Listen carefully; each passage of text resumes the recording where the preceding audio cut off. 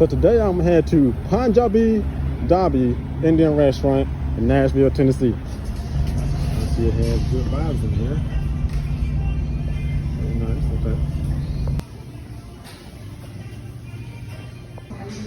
So I'm not too sure on what to get exactly.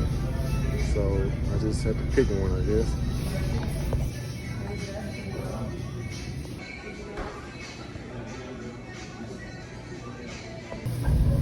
These mango cups taste pretty good.